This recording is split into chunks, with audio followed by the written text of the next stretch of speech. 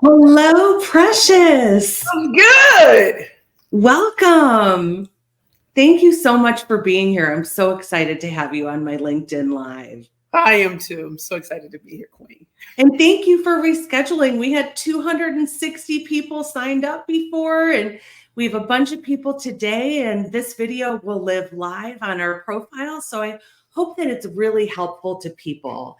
I just am so inspired by you.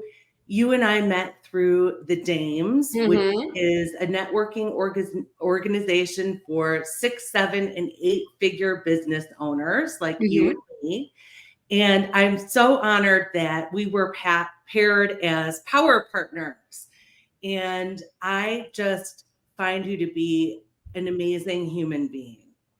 You have been through a lot in your life, and you are so resilient, so authentic, so vibrant, and you've had phenomenal success in your career. So I invited you on my channel today to share with others and inspire others in the new year about how they can become a pitch master like you. I love it. I think 2024 really is our year, and I can only move forward with hope. I can only move forward with evolution and just understanding that I don't know about you, but in business, nothing stays the same. And once you learn to embrace that, and you understand that there are different ways to approach the same situation, the same challenges or problems in business, you can actually capitalize on that. So I'm so delighted to be here with you, and I'm as equally as honored to be with you today. So Oh my gosh. let's get it. Yes, that's amazing. And for those of you who are interested in the Dames that I mentioned, where Precious and I met, we are going to post in the chat a link to the Dames. And I strongly encourage you joining it. It's just a fantastic group of women if you are a female business owner.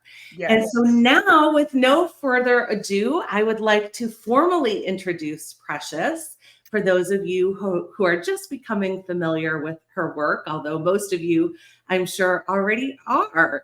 So Precious is the killer pitch master. She is the founder of the Perfect Pitch Group.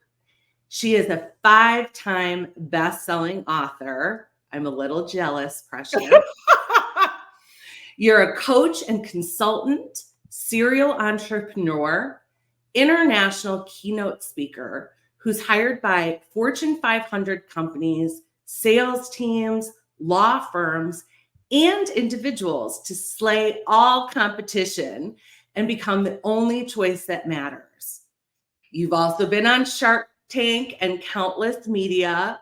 You've slayed 2 TED Talks and have had 4 billboards with your gorgeous face in Times Square. Yes. You are my hero. You are amazing. How have you accomplished this? Can you tell us your story? How'd you get started in pitching? Well, honestly, truly, like most of us, we have a great idea. We believe it. We're going to make it. And listen, I was 327 pounds. And I know people hear me say that and they're like, there's no way. There's no way that you started a company at that size. And actually I did. The thing is, I was an attorney who was disgruntled. Here I am working at some of the most prestigious law firms and clerking for a federal judge in the Southern District. And it took me meeting an incredible man at the darkest time in my life to inspire me to start something incredible. And yes, I met him on a dating app. Yeah, I don't really like to say it, but it was Craigslist. I wrote a poem called "To the Tango," and it attracted him. I did not think we were going to meet in real life. I thought once he took a look at me, no way. We had this amazing date, and I was like, "That's great that he humored a big girl." And then he said, "Can we do it again?" My friends and I were all shocked, like, "What? What?" Because most people don't know I'm a poet too, right? So we kept dating. And at some point, I thought something might happen. So, I have to be ready, And I couldn't find anything in my size. And it wasn't because I couldn't afford it. none of the premier lingerie or intimate apparel brands had created anything for women my size. And if you did find something in our size, it was beige, black, and white. And I'm trying to come with colors. I'm trying to be like gold dripped and red. Like, listen, I'm trying to come through. And it really bothered me. And it kept bothering me. And one day I was with my friend Sarah in upstate New York, and the words came out of my mouth. I'm starting Curvy Girls lingerie. And the earth shook off its axis, like, am I really going to do this? No, I can't sew. No, I can't draw. How is this going to happen? But I'm so excited to tell my friends I'm doing my business plan. You know, I'm getting it popping. And I kept running into, you're too fat, too black, and you don't have an Ivy League degree. You don't come from money. You don't have any connections. Okay. What they didn't know is I've been told no so many times since I was a little girl. And I got to be on my Ariana Grande. Thank you, next. And if I didn't heed the words of my higher power telling me to go to an event, the Crane Small Business Awards years ago, couldn't afford the ticket, put that ticket price on a credit card, showed up, no business cards, no nothing, saw the media sponsors and trying to figure out, why am I here? And suddenly I looked at one of the media sponsors and I sought them out. And I walked up to the producers and made up a pitch on the spot. And to this day, it still makes me emotional, because if everybody tells you no, that you know, and they heard something, they understood I knew what I was talking about. Next thing I know, February 9th, 2012, I was on Your Business with JJ Rambert in the elevator pitch segment. And in 54 seconds, I walked over $500,000. And so one of the greatest lessons I've learned about pitching is oftentimes we're pitching to the wrong audience. We don't know what pitching is. We assume we can use the same pitches for every audience, and we can't. And that when I change my language, I change the game completely. So I couldn't say, oh, we're creating lingerie for plus size women. Don't nobody care about plus size women. But you know what they do like to hear? Full figure divas and plus size fashionistas. Okay. So I couldn't show up and not show out. Because if you won't, I need to be dripped. The drip needs to be nice. Because for the first time, I saw power in my size. And for everyone who said what I did not have, you know what I did have? The survivor instinct to outwit, outplay, and outlast. Did I ever think pitching would take me as far as I am today? When you were reading part of my bio, I kept thinking, wow, I would not have that bio had I not gone against every no. Had I not taken every perceived flaw and made it my secret weapon. And I understood pitching as to such a level that people couldn't understand. And so that's how I got started. They told me to enter pitch competitions. And out of 14 tries, I became a 13-time national pitch champion. And my last pitch competition was Black Enterprise that I won on May 16th.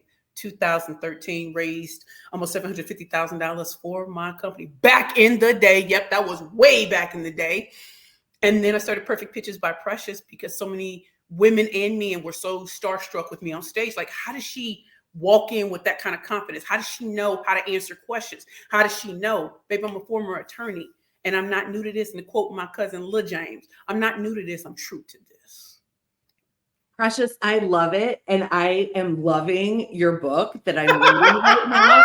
I have Post-its for the areas that I'm using for pitching my TED Talk and pitching my book proposal. And my favorite part is your Bad Bitch Manifesto. I'm talking about it. Mm-hmm. It's amazing. And what I love about what you've said so far is you talked about being 327 pounds. Yes. And I think we as women, we as human beings, we all struggle, I think, to some extent with our feelings of self-worth or self-esteem. Sometimes that plays out in our relationship with our body or how we look.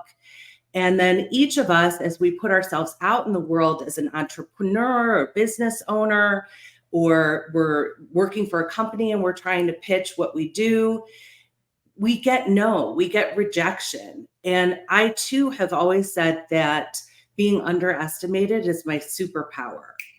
And what differentiates giving up and success is that perseverance and that tenacity. And I love that you have that energy and that vitality, and it's contagious. So for people who aren't familiar with the concept of pitching, can you explain what it is and why it's important in business? When are people pitching? Okay. So when it comes to pitching, and dope question, because I think a lot of people get lost in the sauce when it comes to this. Pitching is a short, brief way of introducing you, your business, your brand, your book, your product or service to who you hope is an interested party that will eventually lead to the sale. So a lot of salespeople know this because sometimes people have long sales cycles, sometimes they have short sales cycles. And so understanding that whoever you're pitching in front of may not be the end purchaser. So when I was on Shark Tank, I'm just gonna throw this question out there. Who on Shark Tank is a full figure diva and a plus size fashionista? Why did I go? Why was I selected to be on that show? Why did I have a private audition? So with pitching, you are captivating, titillating, delighting, and exciting. And yes, this works for introverts, extroverts, and ambiverts. When it comes to pitching, yes, you can go to the Google school and they'll tell you do this to help someone, your name, your business, the challenging pain points for your target market, your solution, and your call to action. That all sounds wonderful until you're in a networking event and everybody is saying what sounds like the same thing. My name is this. This is what I do. Da, da, da, da, da. And you're like, I'm so bored. Well, one thing I've noticed about you, and it's interesting that you mentioned that you're a poet, is that you have such a gift with words. And you use humor also, and your words pop. You rhyme, you're witty, you're clever. It's new and different, and it's uniquely you. And it reminds me, when I was coming up with my book title and book chapters, I read a book called Words That Pop. Ooh, And obviously. it really was helpful and maybe a good resource for people. Oh, thank you for my book. Thank you I for purchased, y'all. I purchased. You sure did. You sure did. And I love that you're reading it. And I think our work really complements one another because you're teaching people how to pitch. And we're so similar in that we're also supporting people in embracing their worth and being resilient and persistent. And so my book is a practical program to help people with the financial mindset. Because I know for myself, that's an area that I used to struggle.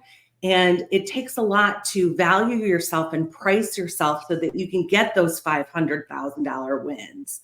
So I'd love to hear from the comments from the attendees, what are your thoughts and responses to Precious and where are you joining from? And we're going to have time for questions. So make sure that you're popping in the chat, and we appreciate your participation and engagement. So Precious, how do you think that embracing our inner worth and our unique gifts in the world is related to pitching? Well, now that I'm reading your book, I have to just say that as I'm reading your book, it is about it's like financial tools to success, but it's also the psychology of success and building a framework around using psychology to really help people understand that your childhood and all these things have such a bearing on how you perceive the world, how you see the world, how others see you. And when you start to think from abundance and success, you have to change your whole mindset around that. So how does that relate to pitching? Now, when I started, everyone who had, for the most part, written a book on pitching looked nothing like me. And they were held up as a gold standard. They could offer templates. They could offer this, that, and the other. Well, I want to come in like a wrecking ball, like Miley Cyrus. I'm not doing what they think is important because a lot of people aren't going to show up coming from wealth or coming from with all the greatest connections in the world. As many people know, I grew up in poverty in the hood of St. Louis, north side of the city of St. Louis. And if it wasn't for some people pouring into me, I would not be here today. From my grandmother, Precious Dolores, Big P in the house, who told me I had to give the speech and connection. My first speaking engagement before the mayor of the city of St. Louis and the governor of Missouri. What 16-year-old can do that from the hood, or from anywhere and do it and possess that? So when it comes to pitching, I had to divorce my mind that the only people who are successful in business are people who look nothing like me, or they have a whole backstory that I don't have. I can make it. It won't be in entertainment. It won't be just in sports where a lot of people will relegate people of color, Black people to. I'm going to go head in. I'm going to walk in with confidence, even if I got to faith it, not fake it, faith it till I make it. And I'm going to make my doubters into believers. So if I'm the killer pitch master, I'm slaying all competition. I don't care who you are, I don't care how big your name is. I am unafraid of anyone on a stage. I'm unafraid to walk into rooms. And that took time, because for 30 plus years of my life, I was told I wasn't good enough. I couldn't talk like everybody else. I had to change my accent, and I just refused. I refused. I wanted to walk into the room like I owned it. And if you've ever been through homelessness or severe alcohol addiction, and people say you had a great company, but now your name is mud. Well, you know what? Rock bottom is what I'm going to build this on. If I was great at pitching before, I'm about to unleash. So when I tell y'all can go to the Google school and they'll tell you your name, that no one's going to care about your company until you give them a reason to care. So instead of starting off with your name of your company, challenges, problems, what if you start off with a question, a startling statistic, or a quote? Because you interrupt the pattern of boring. When I come through like a wrecking ball. And for my introverts, baby, you can still be the quiet storm. I promise you. I got listen. Yes. For you. The second thing I want you to understand is when it comes to baiting, attracting, and closing, your social media posts are a pitch. Your emails are a pitch. Mm-hmm. Pitching is so much bigger than you think it is. You have your elevator, your media, your investor, your sales, your speaker, and your interview pitch. Gifted in all 6 forms. And that's why I wrote books, business books, to ensure people understood. There are people who are good at 1 or 2. I'm gifted in all 6 and have clientele in all 6 who've been successful, not just me. So when you're talking about the challenges or problems that your target market is experiencing, even if they're not in front of you, there's someone who's going to hear you talking about their friend's problem and bring you right to them. So when you're speaking, say it in their language, not in the biggest words and everything. Number 3, when it comes to pitching, when I say about captivating, titillating, delighting, and exciting, it's okay to be a little controversial. My first book was Bad Bitches and Power Pitches for women entrepreneurs and speakers only. For 3 years, I was scared to even utter those words. I love it. And then when my publisher, Sharon Monet, penlegacy.com, said that title alone is going to either make people hate you or love you. That's why it's a great title. We love you. We didn't even have a marketing plan. We didn't it was just, let me just see. My business coach at the time, Ty Goodwin, called me. She said, your book is #1 on Amazon at full price. What? Next thing I know, Forbes magazine wants to review my book, whether it was good or bad. I say, you can trash it, because people want to know, how in the world can a Black woman at 327 pounds write a book on pitching that does not have templates in it, that does with the 7 branding personas of pitching, the people that I went head to head with in competition? I'm not going to start with templates because everybody else does. I'm not afraid to stand up and do something different. And the biggest thing I want you all to know, we talk about authenticity, and there's that fake authenticity, and then there's the real stuff. So when I come through like a wrecking ball, that's my personality. I'm not the meek mild chick from back in the day. I'm not the robot. I'm not put in a box. There are people who won't shoot. They want what you have. And too many of us are pitching to the wrong audience and not the right one. And yes, your audiences change over time, right, Joyce? Mine used to be just training women how to grow and scale their companies through pitch competitions. And then my higher power said, your insights and your experience on pitching could go into colleges and universities, because you're not saying the same thing you say to women entrepreneurs or male entrepreneurs. You know how to talk to collegiate audiences, Ivy League audiences, top HBC. You know how to adapt to that. And then he said, it's time to go into corporate. People are not hiring Precious to be, hi, I'm Precious. No. Excited to be here. They want Precious to come through like Nicki Minaj, Moment for Life. I slayed Goliath with the sling. My sling. I love Nicki. So I'm saying all of this to you all to understand. People will tell you pitching is dead, baby. I'm saying it's changed forms. But it's not just you standing up and saying things. No, it is a social media post. It is getting people interested in you. It is getting your trusted network to say your name. If an opportunity comes up, they're listening. That's how you pitching for profit. And then I want you to understand, you can rainmake, you can package, position, and pitch yourself. So that has been my journey in understanding that your audiences will change as you grow and as you scale. But if you're just starting, pitching is a great friend to you. Yes, absolutely, Precious. And I have a number of responses. Oh, they going in? For Are they you. going in? Let them go in. Yeah, I mean, your authenticity is, I think, such a key to success. And I think that's true for any of us. When we try to put on a mask or we try to be someone else or something that we're not, we're playing a part and people can feel that. So when we're ourselves, we're going to find the work that we're meant to do with people who are aligned with our message and our style. And so I had someone recently say to me, she said, how can I be a speaker like you and like Precious? And I was so honored to be grouped with you. But I said, well, how about you be a speaker like you? You know? So if you take your own unique gifts and align them with a need in the world to the greatest extent possible, you are going to have a financial return. You're going to have success. And you blew through self-limitation and limitation that others put in your place. And that takes a lot of tenacity, perseverance, and courage. So where do you get your courage from? My courage literally comes from God, my higher power. My courage comes from my grandmother. May the Lord rest her soul. Precious Dolores Williams, born in 1933 and deceased in 2000.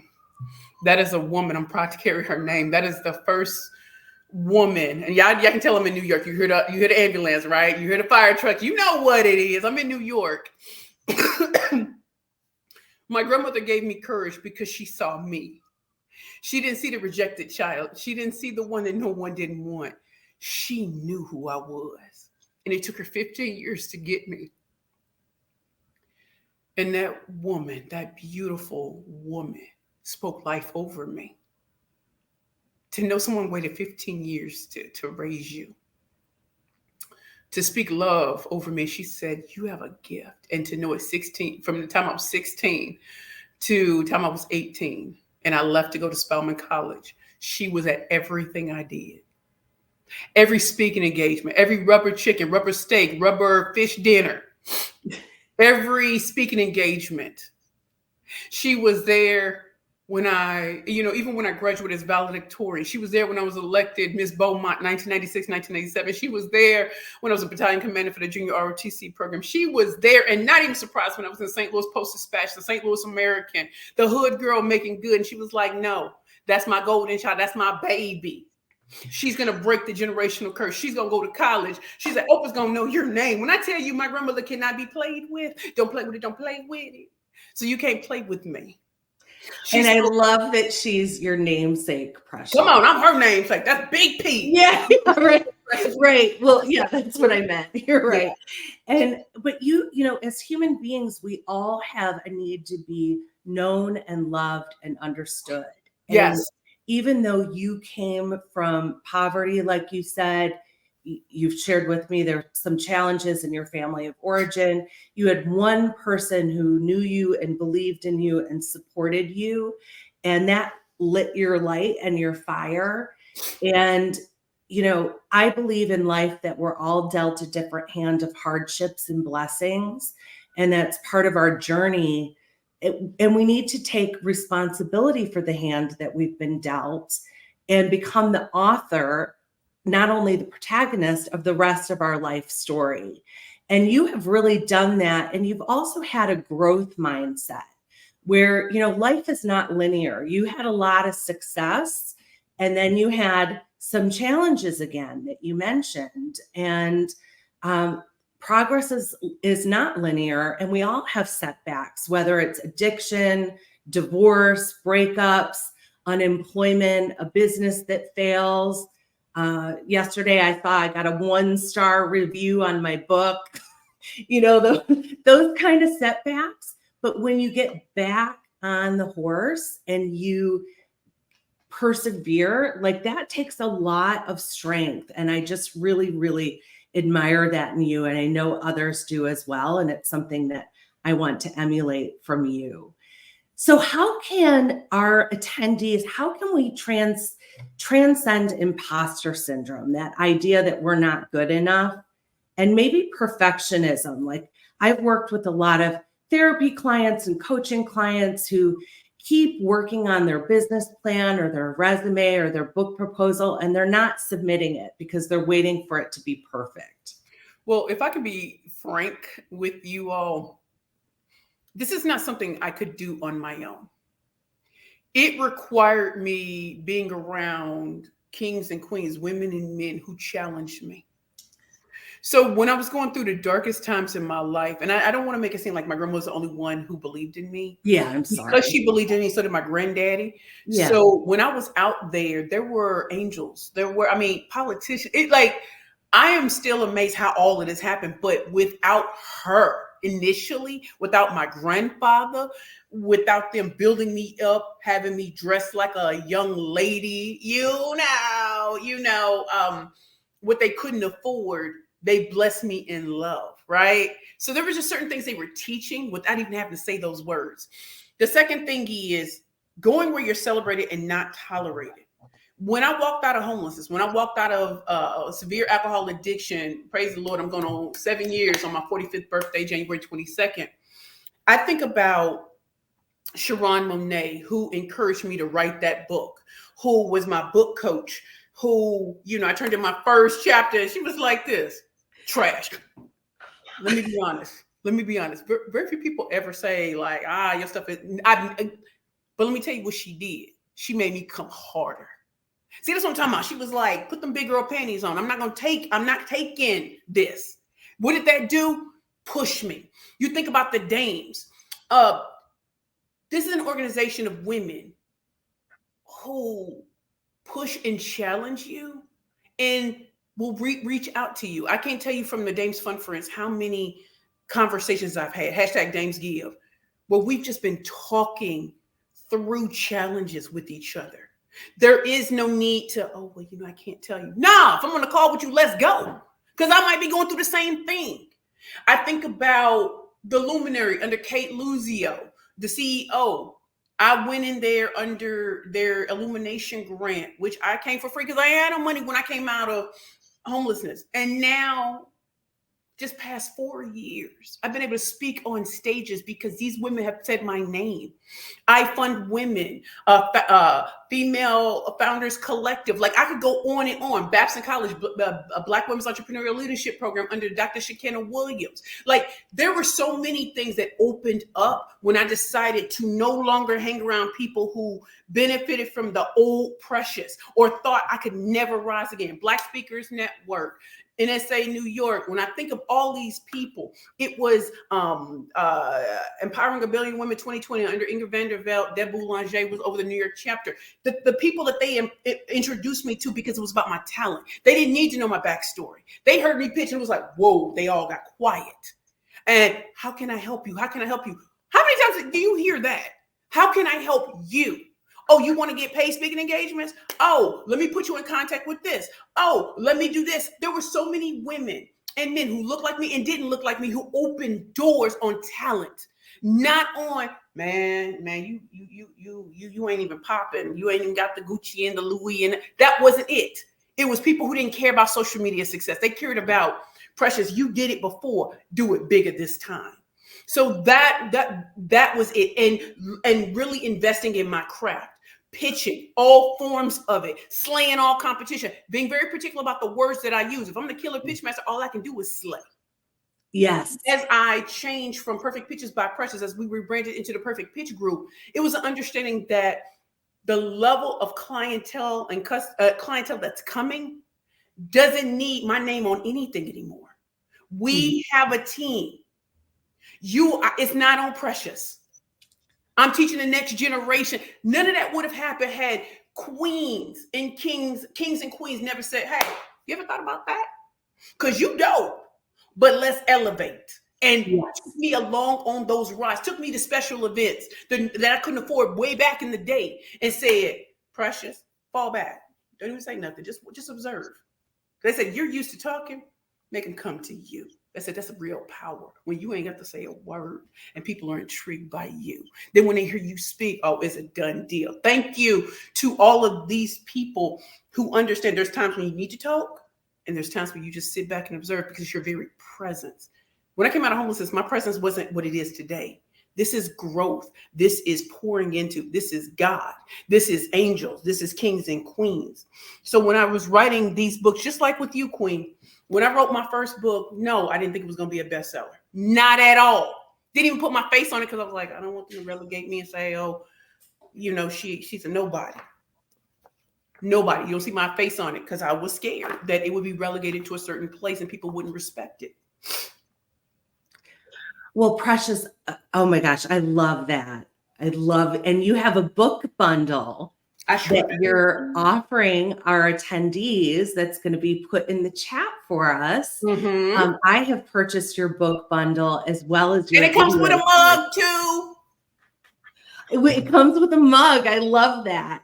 But I want to reflect on some of the really important things that you said. You talked about, I loved when you said, faith it instead of fake it. And you talked about your spirituality. And for some of us, our spirituality is our religion. For others, it might be connecting with nature or meditation. It's any practice that really helps you get connected with the deeper essence of yourself and our connection to each other and our world around us and our purpose. And I also heard from you that your support systems, instead of hanging around people who saw you as the old Precious and kind of kept you stuck in some framework that was no longer you, that you shifted those relationships and sought relationships with people who see you and hear you and love you and believe in you and support and encourage you to grow to be your best, like we all do at the Dames. And having that support system, whether it's spiritual and or people in our lives, mentors, heroes. You're one of my heroes. And you're an example that a woman can succeed in the ways I want to be like you and flying around, internationally in your first class flights. That sounds amazing to me. And remembering that we all have those challenging times, like, my 1-star review, but I've had 8 book awards and 6 honorable mentions from global book festivals. And I'm going to keep on going and keep on working it. So I love all of those things that you said and just wanted to reiterate that. What do you think about the perfectionism piece, about people who just maybe don't have the courage to pull the trigger? Honestly, I don't know an entrepreneur who doesn't have fear in them in some way. But I don't subscribe to imposter syndrome. When something takes off and everybody's saying it, no. Why can't it just be fear? Why can't it just be fear of the unknown? I don't feel like an imposter. I know I comes correct. Yes. This is just something new. Yes. And we have to expand our comfort zone. Right. And I'm just like, I can't subscribe to it. I can subscribe to fear, worry, and doubt. I can subscribe to real human emotions. And I understand all up into my 30s, I had to fit into a box. I did. As an attorney, I had to fit in. And I only was able to break through once I went through my homeless journey. Mm-hmm. Once everything was stripped of me, I've lost everything: home, jewelry, respect, family, friends. I was stripped. The only thing I had is that I still had breath in my body, which meant my purpose wasn't over. I just was utilizing it wrong. I had too many Klingons, hang-ons. I was in a business partnership I never should have been in, right? Been there, yeah. When I tell you, Fantasia has a song called Fantasia Barrino, one of the stars of The Color Purple. I had to lose it all to win again. Everything. When I say strip like Christina Aguilera's album from back in 2002 or something. Stripped. Yeah. What do I have? I got him, and I gotta believe that even if I'm eating out of garbage cans today, tomorrow I'm in a penthouse like it's nothing. I was given a talent, and all of us are. And I think one of the things, that's why I don't want to get into platitudes, because I never want to sound like that, like it was just easy. No, it wasn't. No. How many of us have heard no? Oh man, maybe it's not. I'm in front of the wrong people. I'm in front of gatekeepers who are afraid. Don't let that chick in. When there are so many other people, come, what you got? Oh, I like. I think about my friend Quinn Conyers. She's a host extraordinaire, pitch master, just like me. She said there's a difference between, I'm gonna say, like poor language and luxury language. I think about when people said my accent had to change to be on television. My accent had to change to be in media. It has not changed. And yet here I am in my first movie, and we're filming in Malibu, and we're filming in Santa Monica in the hills of Malibu, and then we're in Milan, Italy. Little black girl from the hood is now filming. What did it take to get there? It took outwit, outplay, outlast, and doing something different. The same way we ascribe to all of these great tech giants, all of these great companies from the past. Somebody had to do something different. Somebody had to go out on the line. All of us are not meant to be big tech companies. Some people need to have lifestyle companies. Some people just need something that gives them joy. Pitching, presentation, speaking, marketing, branding, that gives me joy every time I hit a stage. When I meet people, I want you to feel it. I don't dial this in, and I'm almost 30 years in speaking. It doesn't matter. Accolades. I don't need any of that. I love what I do. And so fear is real. Worry is real. Doubt is real. Rainmaking 101. I doubted that the legal industry would let me back in. I've been gone.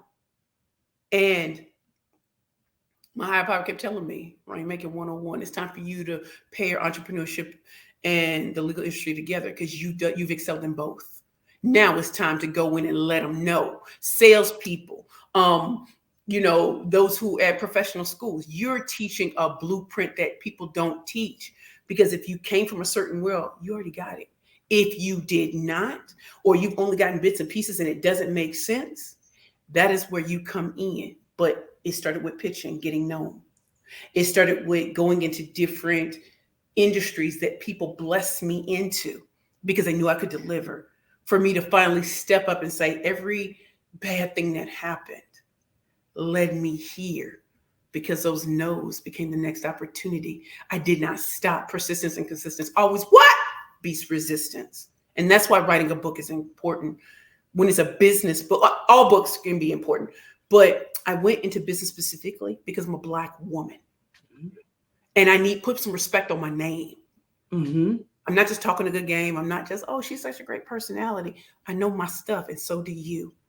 So do I have fear, worry, doubt? I went a whole year fearing coming back, going into that industry that is embracing me wholeheartedly. Why?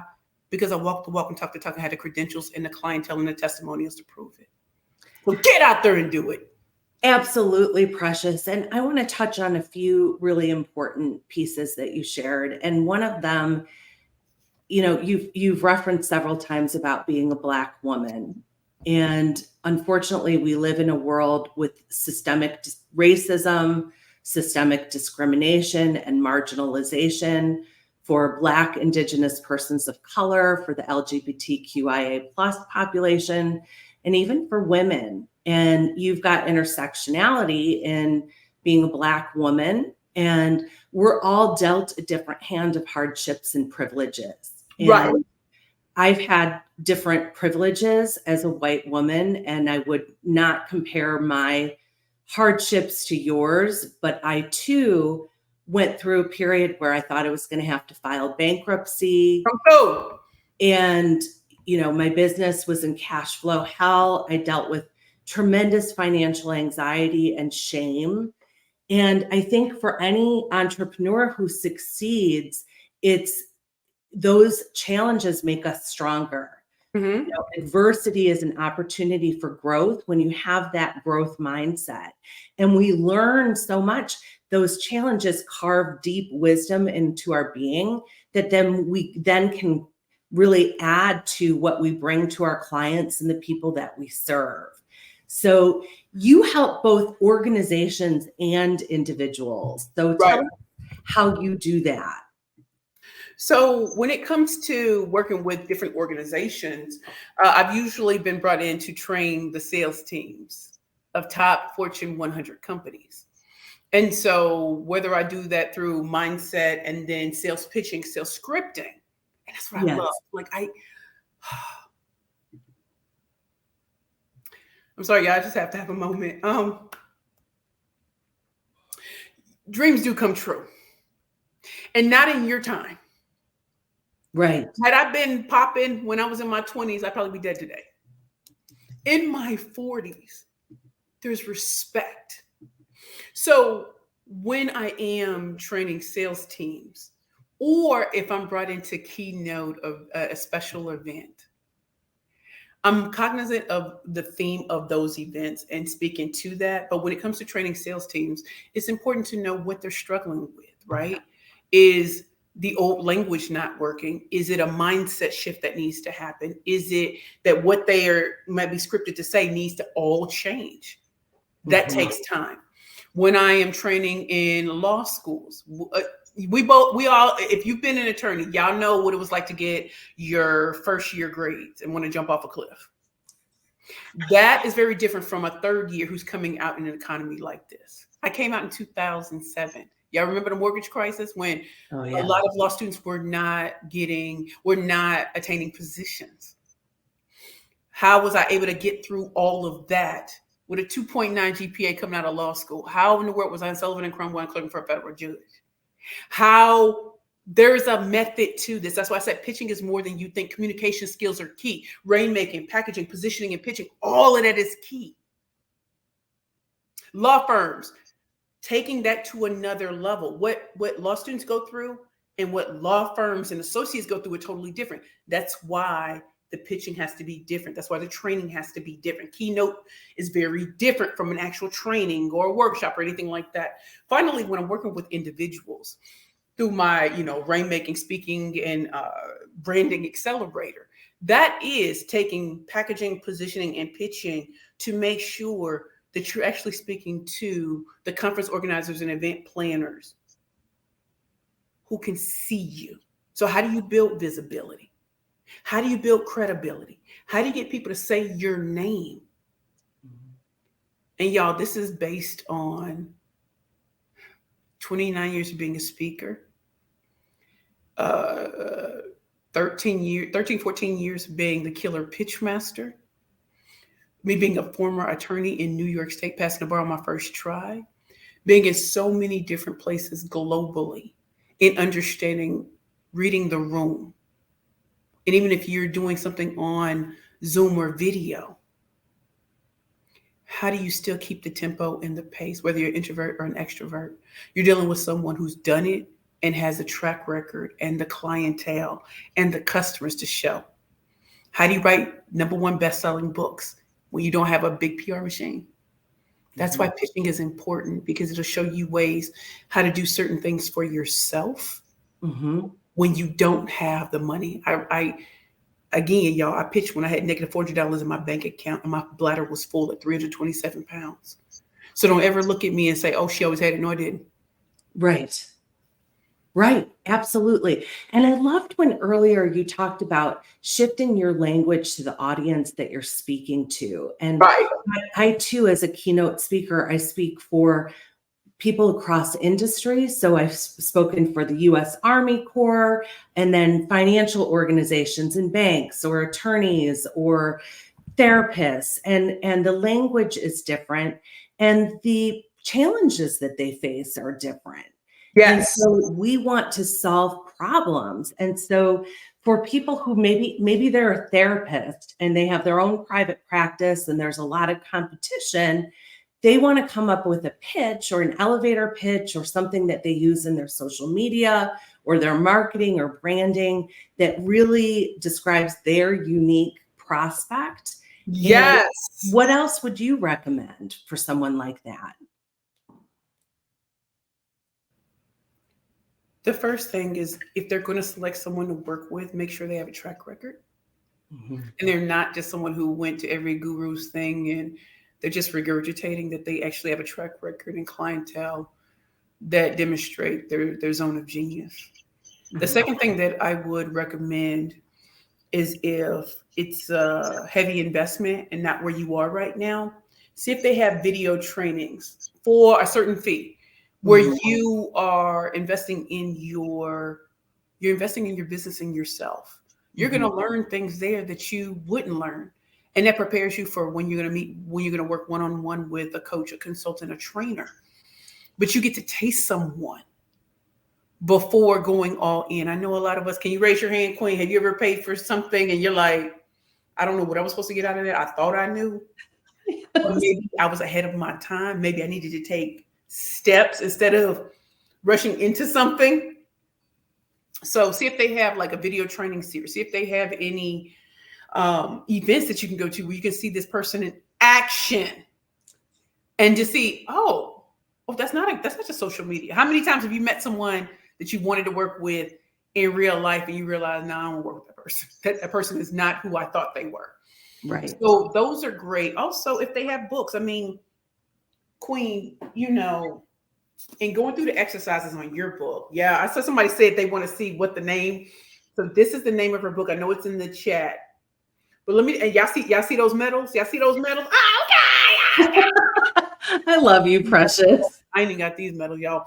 But as I was going through, right? So when Queen Joyce was talking about, words that pop and stuff like that, what was capturing, what was really getting to me is it's a workbook too, right? So this is not like I'm listening. I'm like, okay. So you go in and you do these exercises, right? Y'all can see I'm doing the exercises. Y'all can see that I'm on the wheel. I'm getting it popping, dating things. And as I was going through, one of the things that I think is so helpful to understanding Queen Joyce,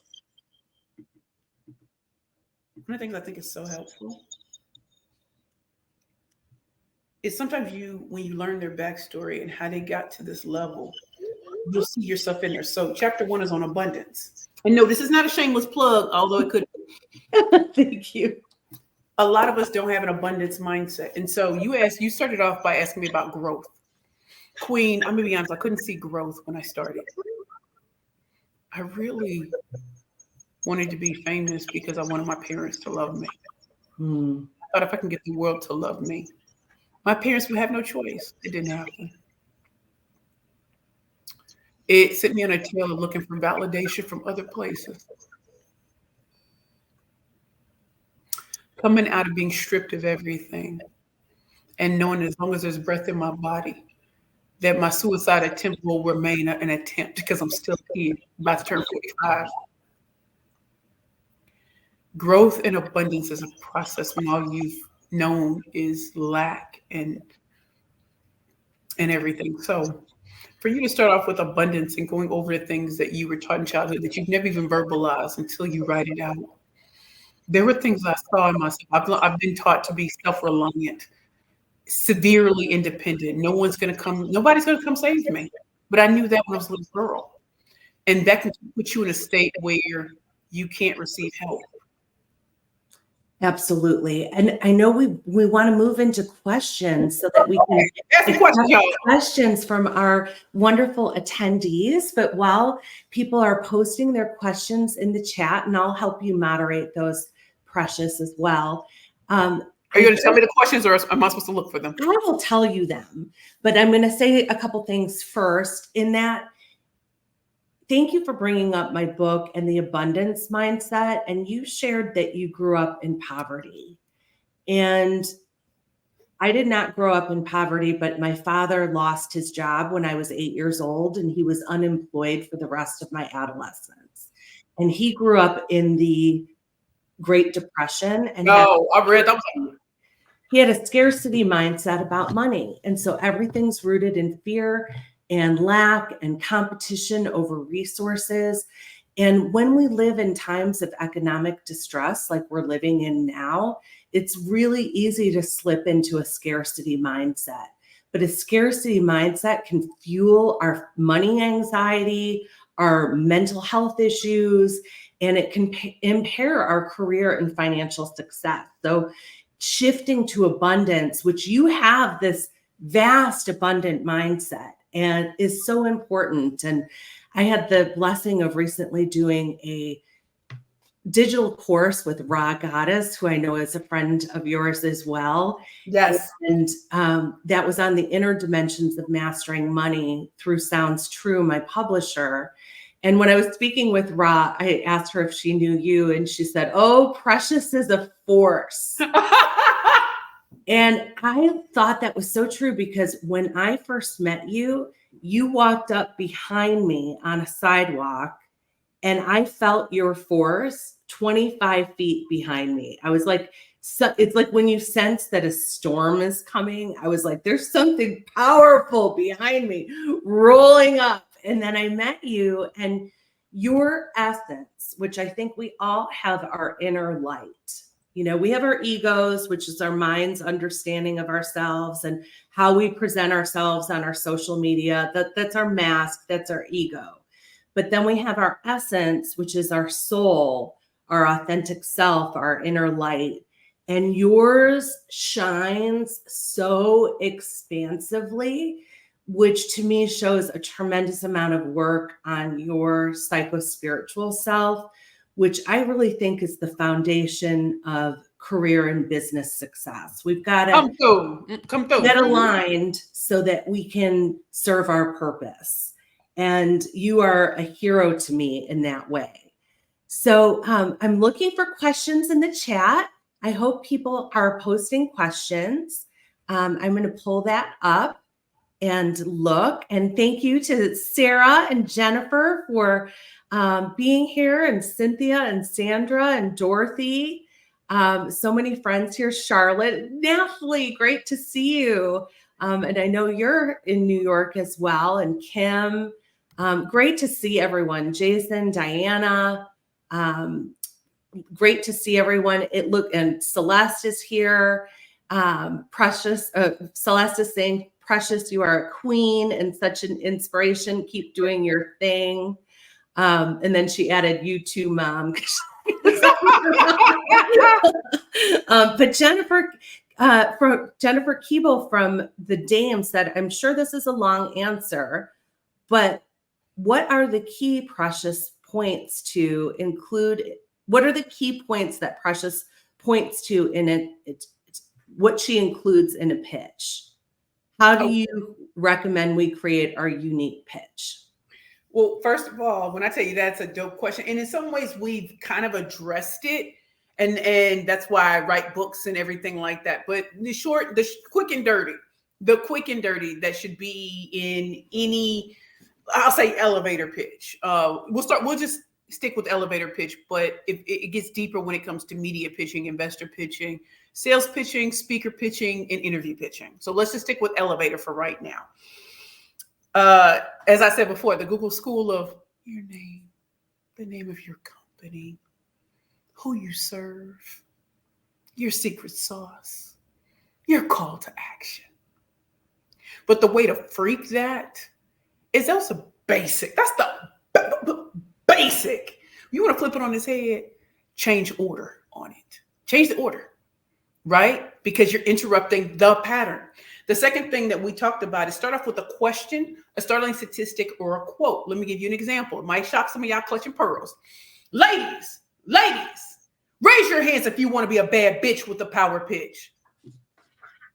So I'm like, men don't even raise them. I'm like, fellas, raise your hands if you want to be a bad man with a master pitching plan. Well, you've come to the right place. And you've already made them buy in. I'm sorry to interrupt you. Because now they're like, if they were playing on their phone because the person before me was boring, you're interrupting that pattern, right? And I know some of y'all may not curse, but that was part of my brand. Bad Bitches and Power Pitches is the name of my first book. So it had to stay within that brand of being bold, right? What if it was something else? I think about like curvy girls, right? It's Valentine's Day. And you finally met the man or the woman of your dreams. You know what time it is. Time for some sexy lingerie to set the mood off nicely. But you weigh over 200 pounds. What's a big girl in the city supposed to do? And then I talk about my journey and the journey of other women, the over 40 million women, size 14 or larger in the United States, just like me. We all want pretty underwear. How we crossed six figures in less than 6 months. Like, I had numbers, facts, figures, and statistics in that. So don't forget to add facts, figures, and statistics to bolster what you're saying. You can tell a story real quick, but you want to have facts, figures, and statistics in there. You also want to make sure that you're using language that speaks to your target market, even if they're not in the room.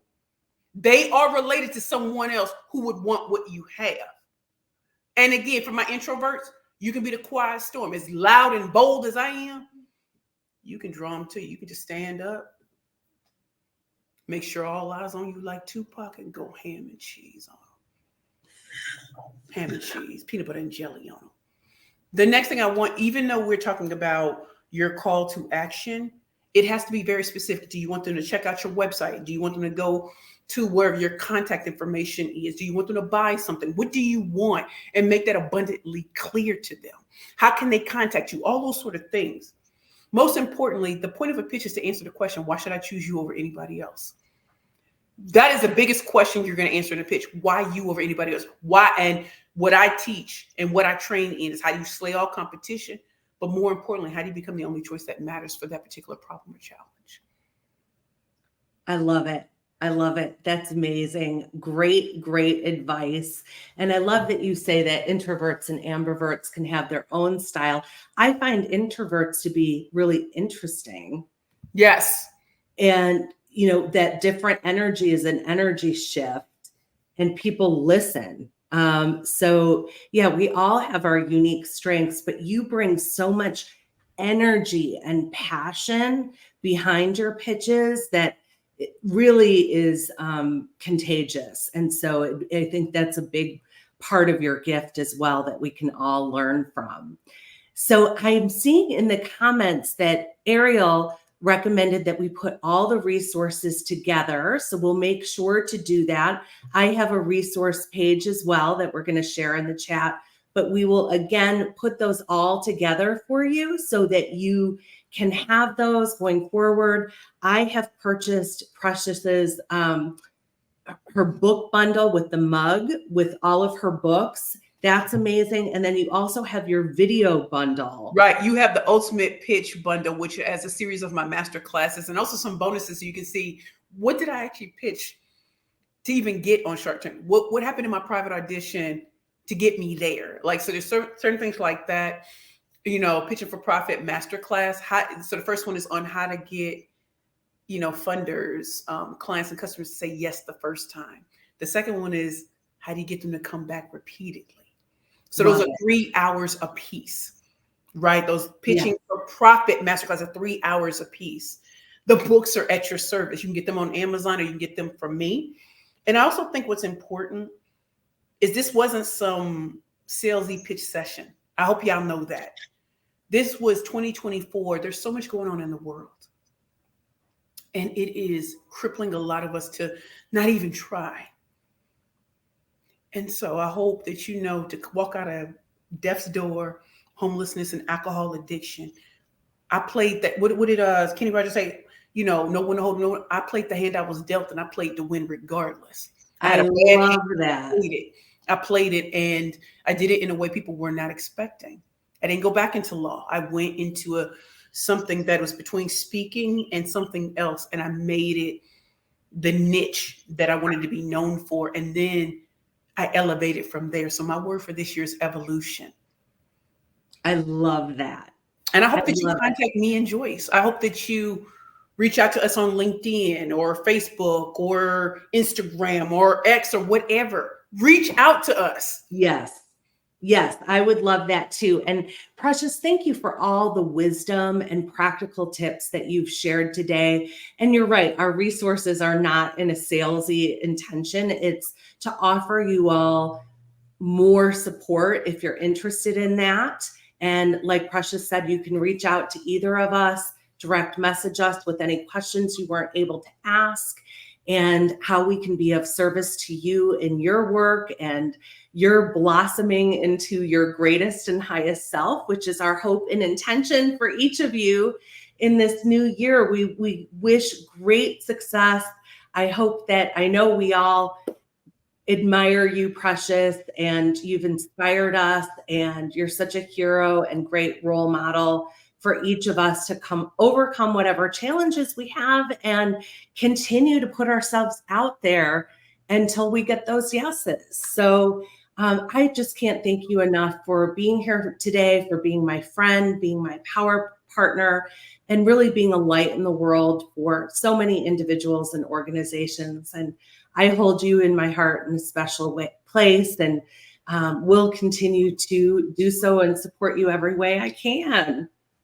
Yay! Thank you so much, Joyce, for having me. I thank you to all attendees. I couldn't really see all of y'all, but you did mention my friend Ariel.